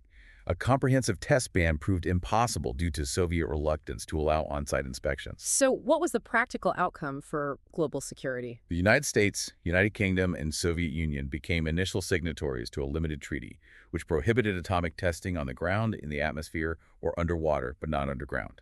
The U.S. Senate approved it on September 23, 1963, and Kennedy proudly signed it on October 7, 1963. A major achievement, even if limited. France, however, a rising nuclear power, declared its freedom to continue developing its own nuclear defenses. It was a crucial, though incomplete, step towards de-escalation and a landmark achievement for Kennedy. Now let's shift our focus to domestic policy. Kennedy called his ambitious domestic proposals the new frontier. However, his legislative agenda at home faced significant challenges. What's insightful here is understanding why his ambitious domestic agenda struggled. Several key factors hindered its passage. His extremely narrow 1960 election victory margin, which gave him less political capital, his limited deep connections to influential, often conservative, members of Congress, particularly Southern Democrats. That Southern bloc was tough. Very tough. And his administration's overriding focus on urgent foreign policy crises like Cuba and Berlin. It meant that many of his ambitious domestic plans struggled to gain traction amidst competing priorities and political realities. In 1961, Kennedy prioritized passing 5 key bills: federal assistance for education, medical insurance for the elderly, comprehensive housing legislation, federal aid to struggling areas, and an increase in the federal minimum wage. A big agenda right out of the gate. He did secure some partial successes. He got a bill passed that increased the federal minimum wage to $1.25 an hour, though an amendment by conservative leader Carl Vinson exempted laundry workers. The Area Redevelopment Act provided $394 million for economically struggling regions, primarily Appalachia. And the Housing Act of 1961 provided funds for urban renewal, public housing, and federal mortgage loans. However, there were also significant failures, demonstrating the legislative resistance he faced. His $2.3 billion federal educational aid bill, a cornerstone proposal, passed the Senate but was decisively defeated in the House by a powerful coalition of Republicans, Southern Democrats, and Catholics who feared federal overreach. Aid to education failed. Wow. His health insurance bill for the elderly, a precursor to Medicare, failed in both houses, and a bill to establish a Department of Urban Affairs and Housing was also defeated. This really showcases the political realities and legislative hurdles that limited his domestic ambitions. Moving into 1962 and 1963, his later domestic initiatives included the Manpower Development and Training Act of 1962, a 3-year program to retrain workers displaced by new technology, though its overall impact on structural unemployment was, unfortunately, minimal. But what's a revealing and deeply personal insight here is that, at the urging of his sister Eunice, Kennedy made intellectual disabilities a significant priority for his administration. Eunice Kennedy Shriver, right? Very dedicated to that cause. In 1963, Congress passed the Community Mental Health Act, which funded local mental health community centers and research facilities, a pioneering effort that laid groundwork for modern mental health care. He also achieved a significant legislative victory with the Trade Expansion Act of 1962. That one got through. Yeah. This legislation, passed by wide margins, authorized the president to negotiate reciprocal tariff reductions of up to 50% with the European Common Market. This was a hugely forward-thinking move in global economics, directly paving the way for the Kennedy Round of General Agreement on Tariffs and Trade, or JETT negotiations, a major step towards free trade. Kennedy's economic philosophy was marked by a crucial shift towards Keynesian principles, a major departure for a Democratic president. Walter Heller, chairman of the Council of Economic Advisors, or CEA, strongly advocated a Keynesian-style tax cut to stimulate economic growth, and Kennedy boldly adopted this policy. The big tax cut idea. The idea was that a large tax cut would boost consumer demand, leading to higher economic growth, lower unemployment, and ultimately increased federal revenues. This embrace of substantial tax cuts, much to the disappointment of some traditional liberals like economist John Kenneth Galbraith, shifted the administration's focus away from proposed old-age health insurance and other domestic spending initiatives. So prioritize tax cuts over spending. That was the choice. In January 1963, Kennedy proposed reducing the top marginal tax rate from a staggering 91% to 65% and the corporate tax rate from 52% to 47%. The plan, predicted to cut income taxes by $10 billion and corporate taxes by $3.5 billion, also included reforms for itemized deductions and aid for the elderly and handicapped. The political resistance to this tax plan was fierce, with Republicans and many Southern Democrats opposing it, demanding simultaneous expenditure reductions. The debate continued through 1963. But it eventually passed. 3 months after Kennedy's death, Lyndon B. Johnson successfully pushed the plan through Congress as the Revenue Act of 1964, lowering the top individual rate to 70% and the top corporate rate to 48%. This was a major policy win, even if enacted posthumously, that had its origins squarely in Kennedy's economic vision and a testament to his influence. What's particularly insightful here is the remarkable economic performance under Kennedy. He ended a period of tight fiscal policies, loosening monetary policy to keep interest rates down and encourage economic growth. So, actively trying to boost the economy. He presided over the first government budget to exceed $100 billion in 1962, and his first budget in 1961 resulted in the nation's first non-war, non-recession deficit, indicating a deliberate shift in fiscal strategy. And the economy truly accelerated significantly during his administration. GDP grew an average of 5.5% from early 1961 to late 1963. Inflation remained remarkably low, around 1%, and unemployment eased considerably. Those are impressive numbers. Industrial production rose a healthy 15%, and motor vehicle sales increased 40%. This sustained growth continued until around 1969, making his brief presidency a period of remarkable economic prosperity and a powerful endorsement of Keynesian principles. However, there was a notable, highly publicized controversy with the steel industry. Kennedy was proud that his Labor Department had helped keep steel wages steady through negotiations. But in April 1962, U.S. Steel President Roger Blau quietly informed Kennedy of a significant price increase. Going back on the deal, Attorney General Robert Kennedy swiftly launched a price-fixing investigation, and President Kennedy personally convinced other steel companies to rescind their increases, ultimately forcing U.S. Steel to do the same. The New York Times praised his decisive actions, calling the increase a threat to the nation's economic welfare. But there was economic fallout. However, the administration's Bureau of Budget later reported that the increase would have actually yielded a net gain for GDP and a budget surplus, and the stock market, which had declined since his election, notably dropped 10% after this contentious action. This highlights the complex, sometimes contradictory impacts of presidential interventions in the economy.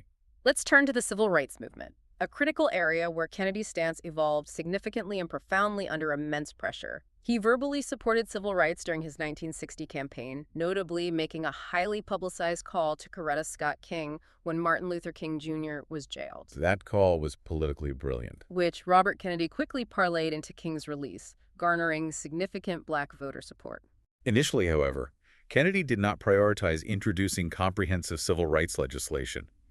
He pragmatically recognized that conservative Southern Democrats could effectively block it, and were crucial for passing his economic and foreign policy agendas and for his potential 1964 re-election. So political calculation again. He did, however, appoint many black individuals to significant offices, including the groundbreaking appointment of Thurgood Marshall to the U.S. Court of Appeals. Kennedy at first believed the grassroots civil rights movement would alienate Southern whites and complicate legislative efforts.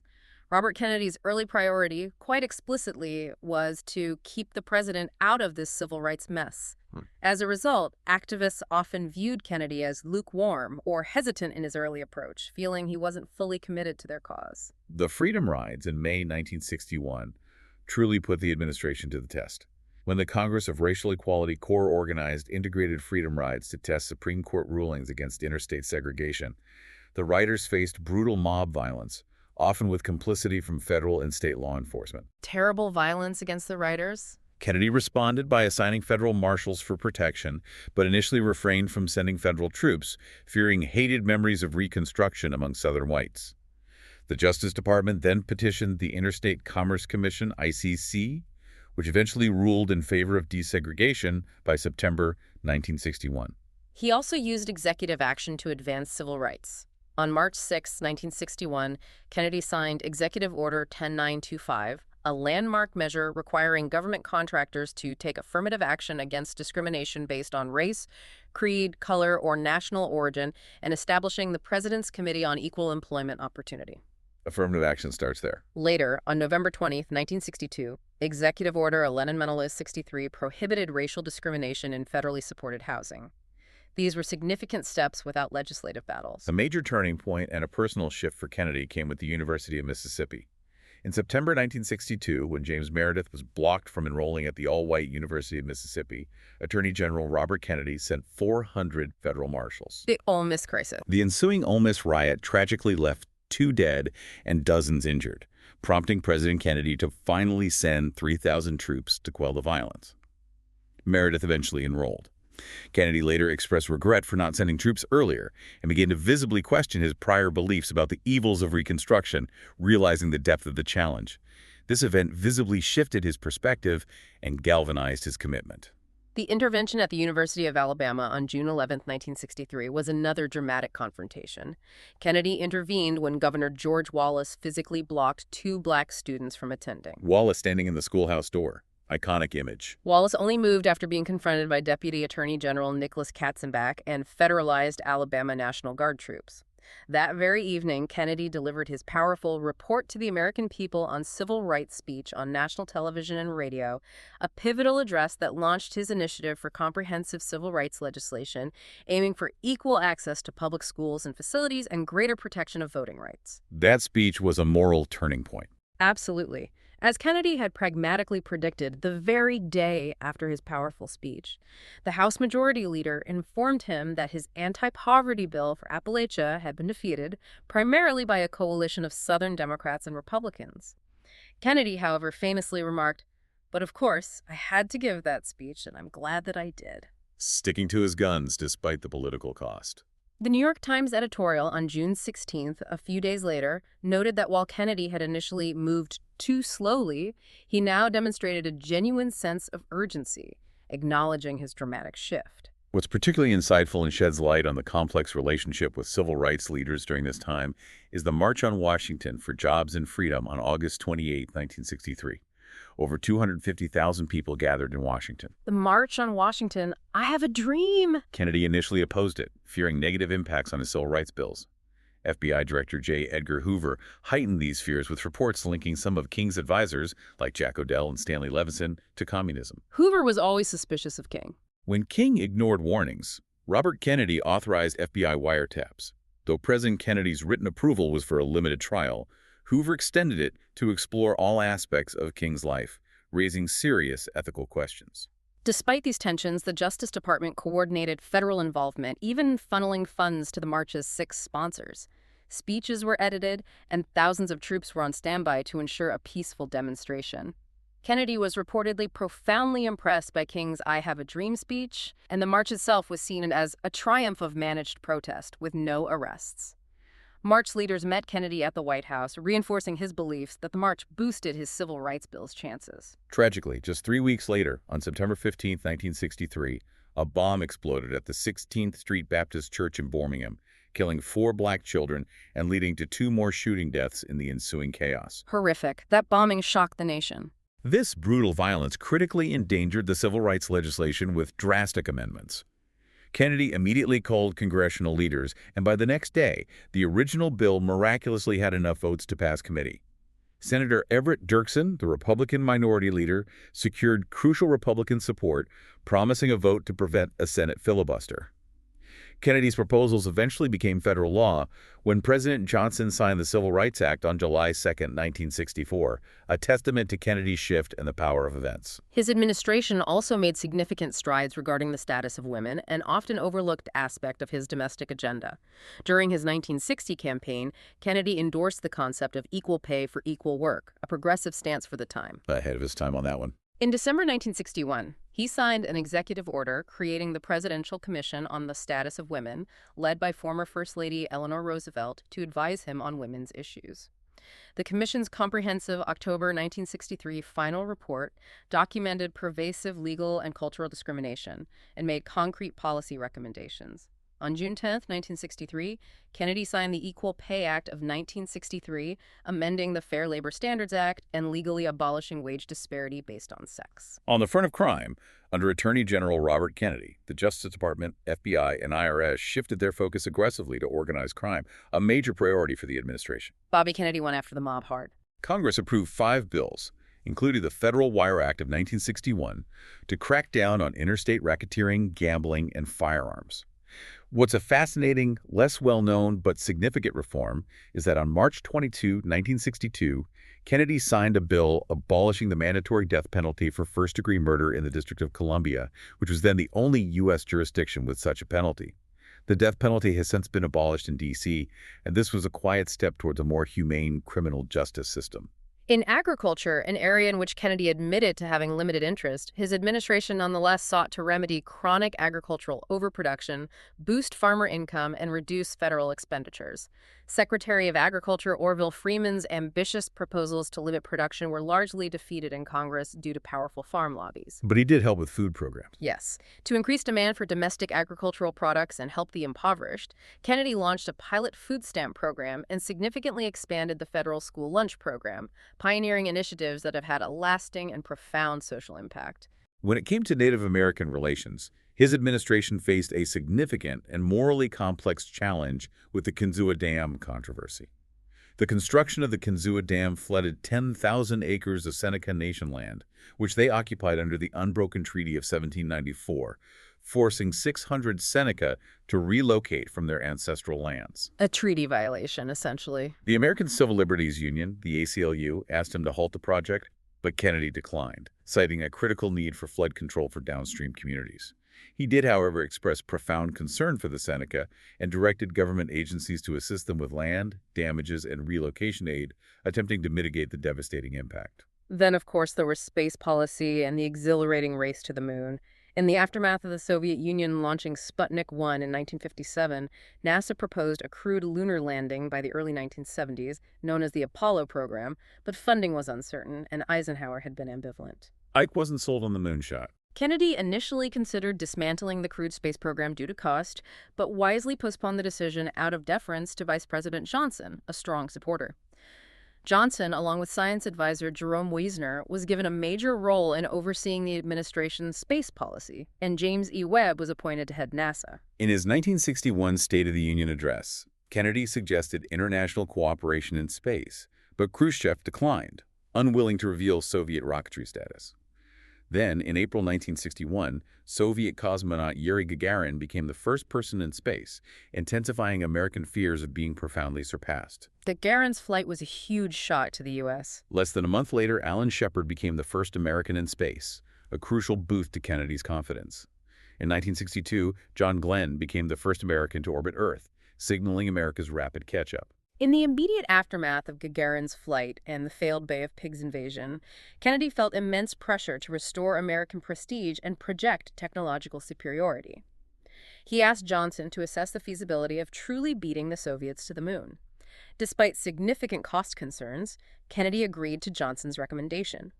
In a powerful, visionary May 25 speech to Congress, he declared, "I believe that this nation should commit itself to achieving the goal, before this decade is out, of landing a man on the moon and returning him safely to the Earth." Setting that incredibly ambitious deadline. No single space project in this period will be more impressive to mankind or more important for the long-range exploration of space, and none will be so difficult or expensive to accomplish. What's fascinating here is that while Gallup polls showed public skepticism about the Apollo program's necessity, Congress strongly supported it in 1961, approving a major increase in NASA's funding.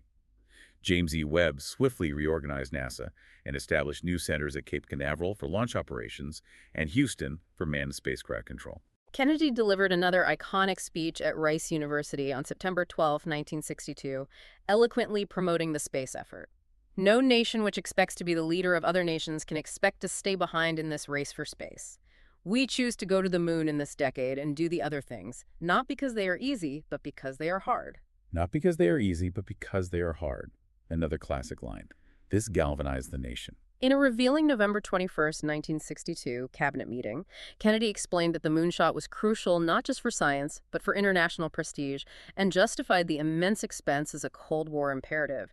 And as we all know, on July 20th, 1969, almost 6 years after Kennedy's tragic death, Apollo 11 landed the first crewed spacecraft on the moon, fulfilling his ambitious goal.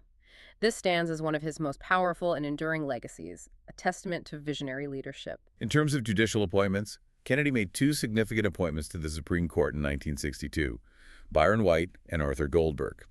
Beyond that, he also appointed 21 judges to the United States Courts of Appeals and 102 judges to the United States District Courts, shaping the judiciary for decades to come with his selections. #, assassination and funeral, November 1963.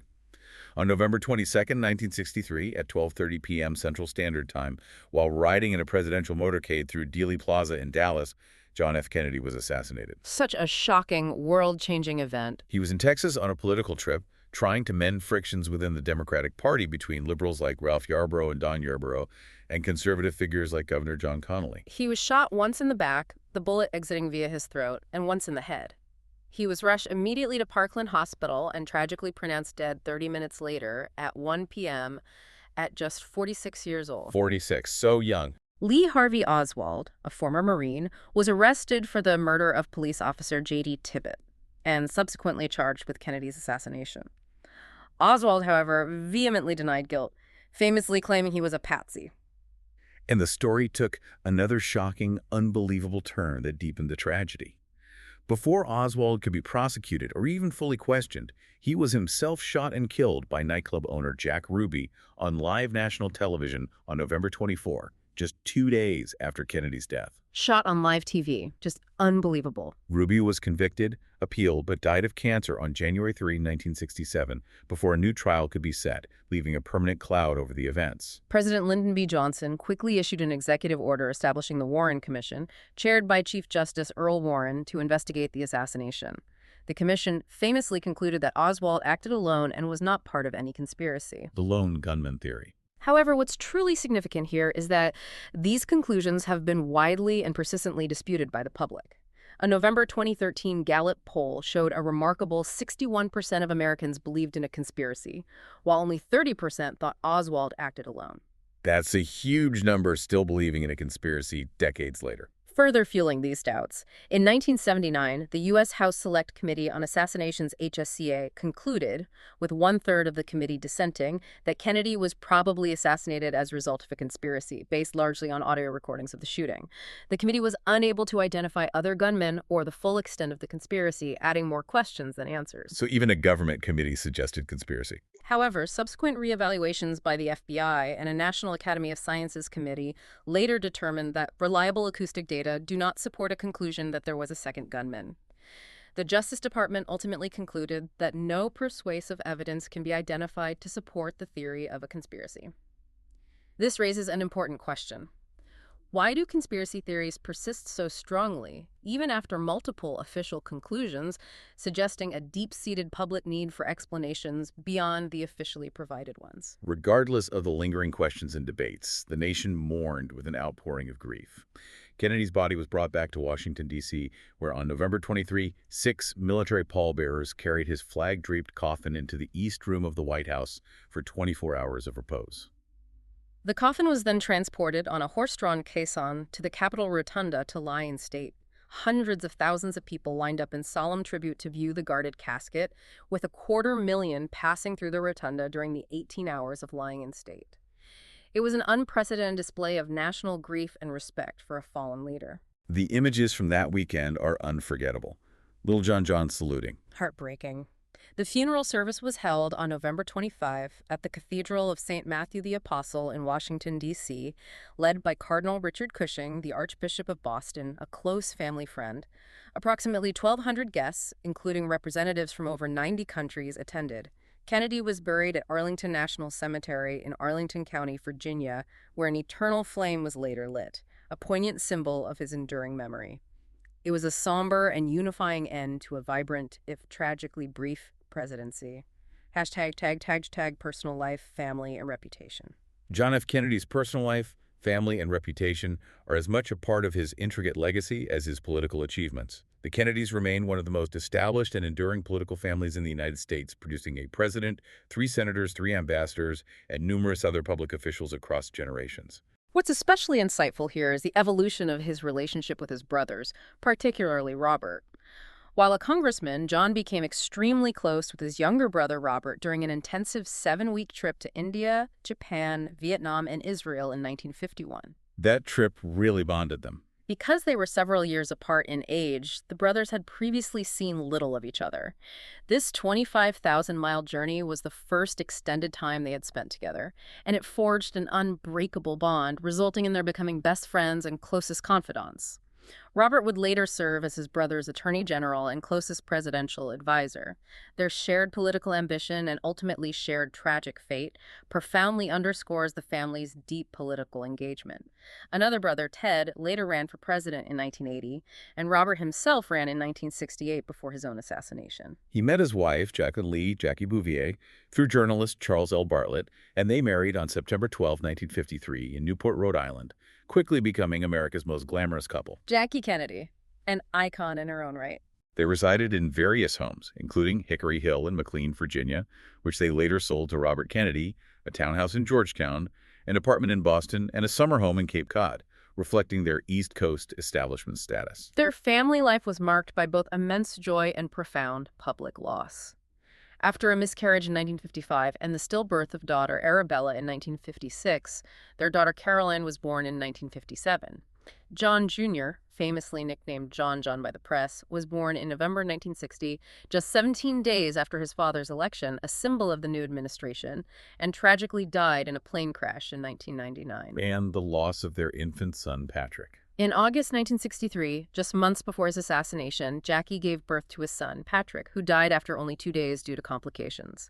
This history highlights the personal joys and profound losses faced by the first family, often under intense public scrutiny and amidst the glow of Camelot. Their popular image was truly groundbreaking and transformative for the presidency. Kennedy and Jacqueline were notably younger, more stylish, and more glamorous than their presidential predecessors. They captivated the media like pop singers or movie stars, influencing fashion trends, and frequently appearing in popular magazines, creating a modern, almost regal aura around the White House. Kennedy was also incredibly media-savvy, a true pioneer in the age of television. While Eisenhower had allowed presidential press conferences to be filmed, Kennedy was the first president to request that they be broadcast live, effectively using the medium to his immense advantage, speaking directly to the American people. He understood TV like no one before him. In 1961, the Radio Television News Directors Association honored him with the prestigious Paul White Award for his open and effective relationship with the media, demonstrating his mastery of public communication. The Kennedys truly transformed White House culture, infusing it with a sense of youthful energy and intellectual vibrancy.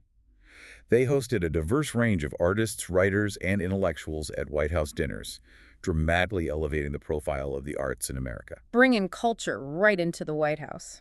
On the White House lawn, they established a swimming pool and a treehouse, and Caroline even attended a preschool inside the residence, creating a public perception of youthful exuberance and intellectual engagement that deeply appealed to the public. It even spilled over into pop culture. Von Meter's first family comedy album, parodying the president and his family, sold about 4 million copies, demonstrating their immense cultural impact and widespread fascination. This brings us to an important, often contrasting aspect of his life, the stark reality of his chronic, lifelong health challenges, so meticulously hidden from the public. Kennedy was plagued by numerous childhood diseases, including whooping cough, chickenpox, measles, ear infections, and a life-threatening case of scarlet fever at age 3, requiring considerable convalescence. Sickly as a child. These weren't minor ailments. They foreshadowed a life of persistent illness. His health issues continued relentlessly into adulthood. During his time at Choate, he was hospitalized for suspected leukemia in 1934 and later diagnosed with colitis at the Mayo Clinic, a serious gastrointestinal condition. He even spent time as a ranch hand in Arizona recovering, a period during which he became a passionate reader and developed a fatalistic outlook, recognizing the fragility of his own life amidst these recurring bouts of illness. Then came a major posthumous revelation. In September 1947, at age 30, and during his first term in Congress, he was secretly diagnosed with Addison's disease, a rare and serious adrenal gland disorder. Doctors at the time estimated he had less than a year to live, though Kennedy himself hoped for 10. Addison's disease. That's serious. And kept secret. Totally secret.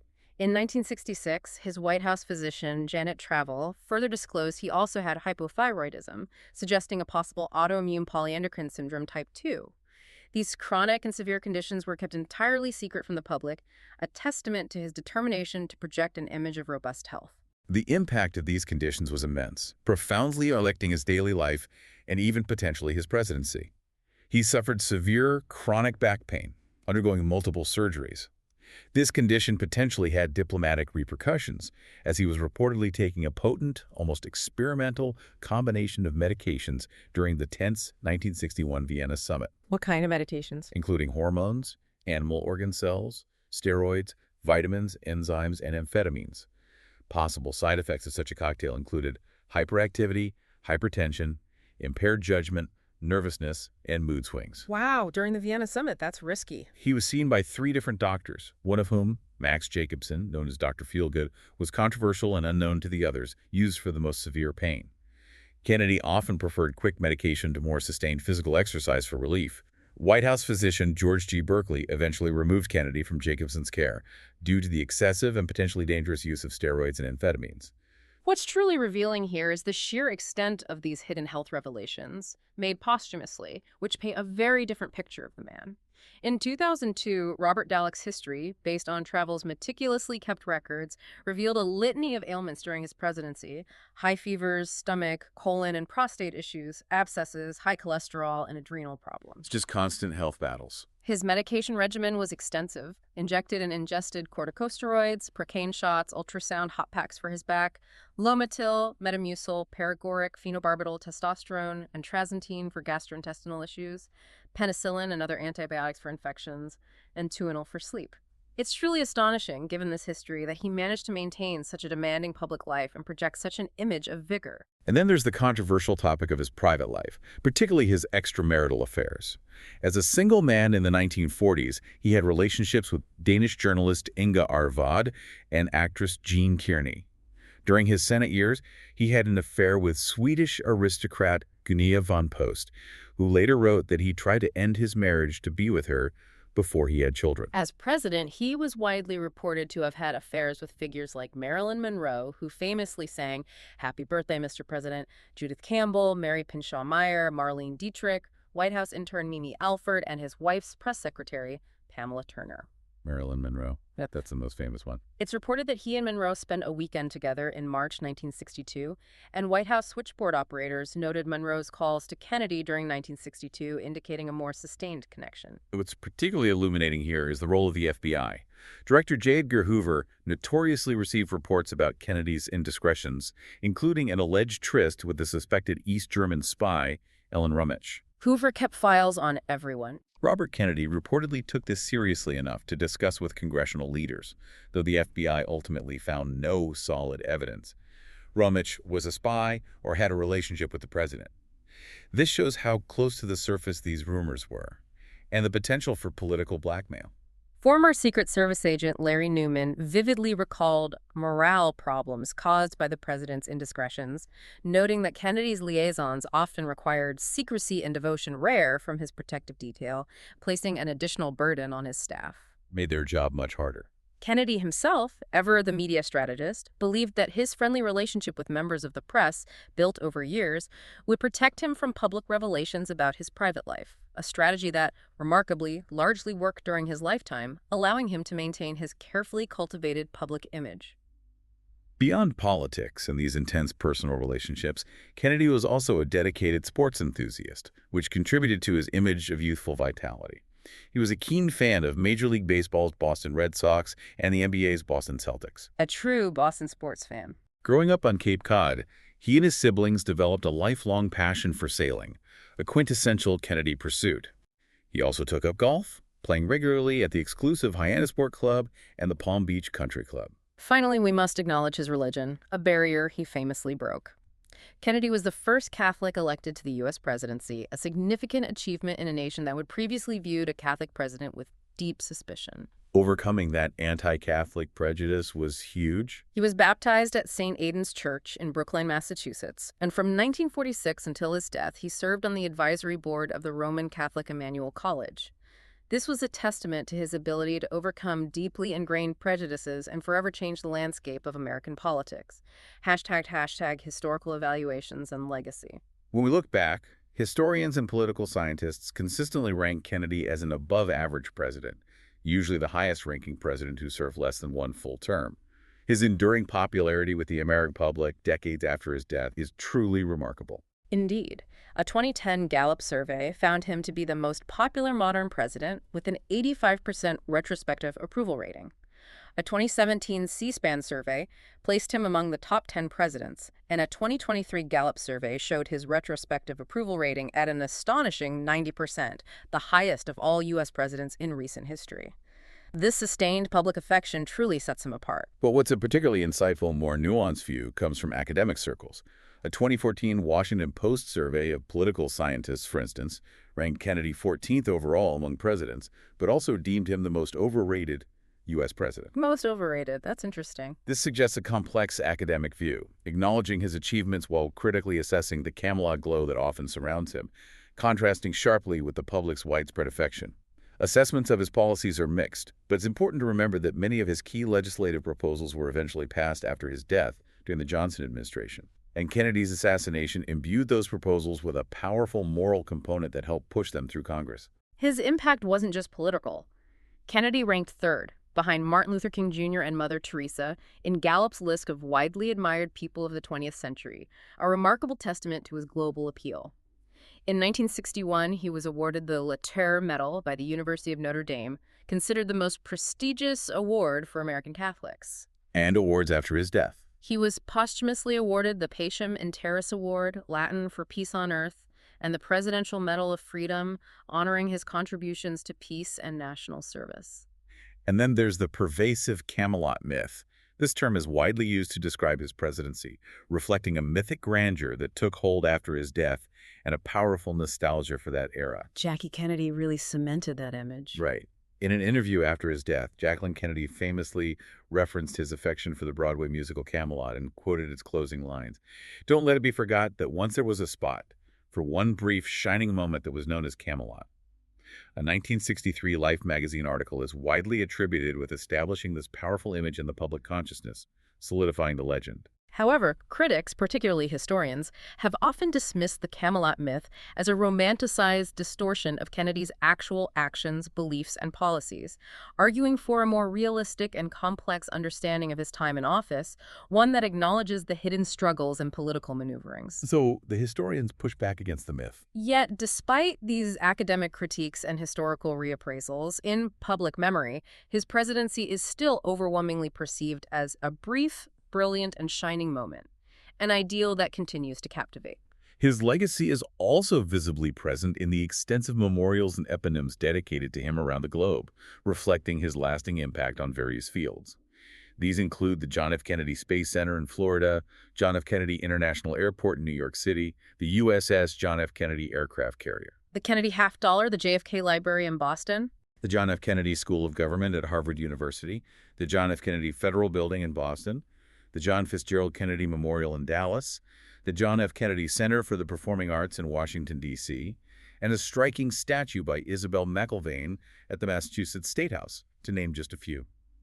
His name is etched into the landscape of America and the world. Hashtag outro. And that brings us to the end of our deep dive into the truly remarkable and often contradictory life of John F. Kennedy. We've journeyed through the disciplined ambition instilled by his powerful family and the raw heroism of his wartime service, to the strategic political ascent that culminated in the highest office, and the brief, tumultuous presidency defined by Cold War brinkmanship, a shifting stance on civil rights, and a visionary push to the moon. We've seen a leader grappling with immense domestic and international pressures, all while battling chronic, debilitating health issues kept secret from the world, and navigating a complex private life, often meticulously shielded from public view by a compliant press. His story is a powerful tapestry of public triumph and private struggle. So, as you reflect on everything we've explored, what stands out to you most about this deep dive into Kennedy's life? Is it the sheer, almost audacious ambition of the new frontier, or the space race. The profound courage and skillful diplomacy during the Cuban Missile Crisis, bringing the world back from the brink. Or perhaps the stark contrast between his carefully managed public image and the hidden personal struggles and complexities we've uncovered. This raises an important question for us all to consider. How does a leader's ability to inspire hope and action, to capture the national imagination, even in the face of immense personal and political challenges, ultimately shape their place in history, regardless of the full, complex story we uncover later? What does Kennedy's story, with all its light and shadow, tell you about the true nature of presidential leadership and the enduring power of legacy in the American narrative?